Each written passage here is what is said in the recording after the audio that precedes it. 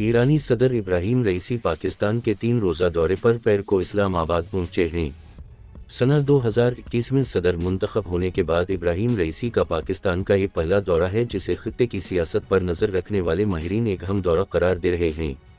पाकिस्तान के दफ्तर खारिजा के मुताबिक 22 से अप्रैल 24 तक जारी रहने वाले इस दौरे के दौरान सदर रईसी पाकिस्तान के सदर और वज़ीर आज़म के अलावा चेयरमैन सेनेट और स्पीकर कौमी असम्बली से भी मुलाकात करेंगे।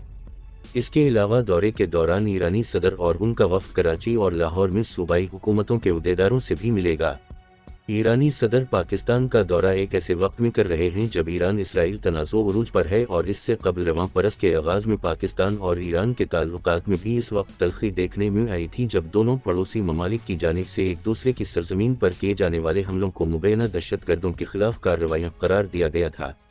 ईरान इसराइल तनाज़े के पस मंज़र के साथ साथ पाकिस्तान के मौजूदा सियासी और मुआशी हालात के तनाजुर में भी ये दौरा खुसूसी अहमियत का हामिल है। इस खुसूसी दौरे पर आने वाले सदर इब्राहिम रईसी के बारे में जानते हैं, जिन पर अमरीका की जानिब से माजी में पाबंदियां आयद की गई हैं। अदलिया में शमूलियत और प्रोसिक्यूटर की हैसियत से खिदमात इब्राहिम रईसी 1960 में ईरान के दूसरे बड़े शहर मशहद में पैदा हुए, जहां शिया मुसलमानों के मुक़द्दस तरीन मज़ारात में से एक वाक़ है। उनके वालिद एक आलम थे और उनकी वफ़ात उस वक्त हुई जब इब्राहिम फ़कत 5 बरस के थे। शिया रिवायत के मुताबिक उनका सियाह मामा उनके पैगंबर इस्लाम की औल होने की निशानदेही करता है। उन्होंने अपने वालिद के नक्श कदम पर चलते हुए 15 साल की उम्र में मुक़द्दस शहर क़म में एक मदरसे में हुसूल तालीम की गर्ज से जाना शुरू किया। एक तालिब इल्म के तौर पर इन्होंने मगरिबी हिमायत याफ्ता शाह ईरान के खिलाफ मुजाहिरों में हिस्सा लिया। शाह ईरान सना 1979 में आयतुल्लाह रूहुल्लाह ख़मीनी की क़यादत में इस्लामी इनक़िलाब के बाद मसूल हो गए थे। इनक़िलाब के बाद इन्होंने अदलिया में शमूलियत इख्तियार की और कई शहरों में प्रोसिक्यूटर की हैसियत से खिदमात सरअंजाम दी। इस दौरान वो आयतुल्लाह ख़ामेनेई की ज़ेर तरबियत भी थे, जो सना 1981 में ईरान के सदर बने। डेथ कमेटी का हिस्सा रईसी जब तेहरान में डिप्टी प्रोसिक्यूटर बने, उस वक्त वो सिर्फ 25 साल के थे। इस ओहदे पर रहते हुए इन्होंने उन 4 जजों में से एक की हैसियत से खिदमात अंजाम दी, जो 1988 में कायम उन खुफिया ट्रिब्यूनल्स का हिस्सा थे जो कि डेथ कमेटी के नाम से मशहूर हुए।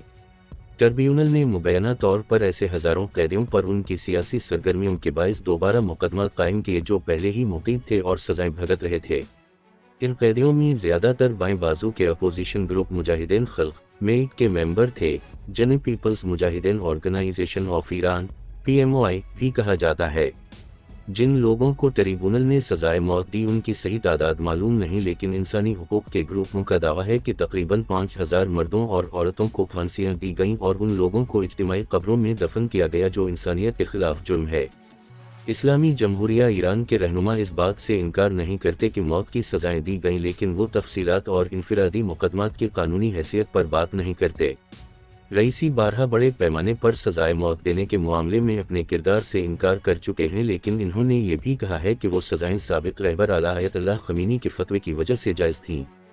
चंद बरस कबल इब्राहिम रईसी, अदलिया के कई दीगर अरकान और उस वक्त के नायब सुप्रीम लीडर आयतुल्लाह हसीन अली मुंतज़िरी के दरमियान होने वाली गुफ्तगू की एक ऑडियो टेप लीक हुई थी।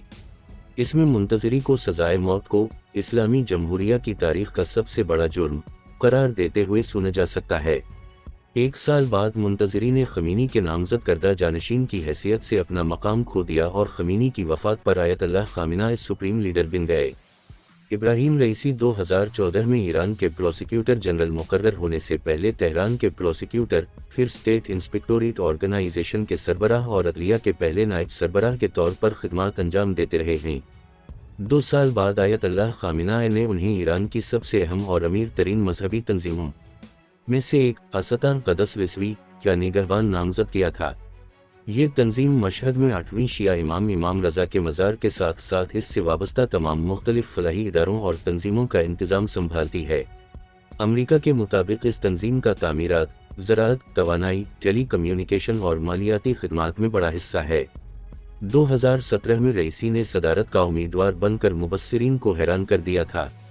2017 के इंतखाबात में हुसन रूहानी, जो इब्राहिम के एक साथी आलम थे, इन्होंने इंतखाबात के पहले मरहले में 57% वोट हासिल करके भारी अक्सरियत से दूसरी मरतबा कामयाबी हासिल कर ली थी। करप्शन मुखालिफ जंगजू, रईसी ने खुद को एक करप्शन मुखालिफ जंगजू کے طور پر پیش کیا تھا، لیکن صدر نے ان پر الزام عائد کیا کہ انہوں نے عدلیہ کے نائب سربراہ کی حیثیت سے بدعنوانی سے نمٹنے کے لیے کچھ نہیں کیا۔ وہ سنہ 2017 کے الیکشن میں 38% کے ساتھ دوسرے نمبر پر آئے تھے۔ اس نقصان نے رئیسی کی شبیہہ کو داغدار نہیں کیا اور سنہ 2019 میں آیت اللہ خامنہ نے انہیں عدلیہ کے سربراہ کے طاقتور عہدے پر نامزد کیا۔ اگلے ہی ہفتے وہ ماہرین کی اسمبلی کے ڈپٹی چیئرمین کے طور پر بھی منتخب ہوئے، جو کہ 88 رکنی علماء کا ادارہ ہے جو اگلے سپریم لیڈر کے انتخاب کے لیے ذمہ دار ہے۔ بحیثیت عدلیہ کے سربراہ رئیسی نے اصلاحات نافذ کیں جس کی وجہ سے ملک میں منشیات سے متعلق جرائم کے لیے سزائے موت پانے اور پھانسی کی سزا پانے والوں کی تعداد میں کمی آئی، تاہم ایران اب بھی چین کے علاوہ کسی بھی دوسرے ملک کے مقابلے میں زیادہ لوگوں کو سزائے موت دینے والا ملک ہے۔ عدلیہ نے سیکیورٹی سروسز کے ساتھ مل کر دوہری شہریت رکھنے والے ایرانیوں یا غیر ملکی مستقل رہائشیوں کے خلاف کریک ڈاؤن جاری رکھا۔ اس وقت کے امریکی صدر ڈونلڈ ٹرمپ نے رئیسی پر سنہ 2019 میں ان کے انسانی حقوق کے ریکارڈ کی بنیاد پر پابندیاں عائد کیں اور ان پر الزام عائد کیا کہ وہ ان افراد کی پھانسیوں پر انتظامی نگرانی کرتے ہیں جو مبینہ جرائم کے وقت کم عمر تھے، اور یہ کہ وہ 2009 کے متنازع صدارتی انتخابات کے بعد حزب مخالف کی گرین موومنٹ کی جانب سے احتجاج کے خلاف پر تشدد کریک ڈاؤن میں ملوث تھے۔ رئیسی کی نجی زندگی کے بارے میں بہت کم باتیں معلوم ہیں، سوائے اس کے کہ ان کی اہلیہ جمیلہ تہران کی شاہد بہشتی یونیورسٹی میں پڑھاتی ہیں اور ان کی 2 بالغ بیٹیاں ہیں۔ ان کے سسر آیت اللہ احمد علم الہدی ہیں جو مشہد میں نماز جمعہ کی امامت کرتے ہیں۔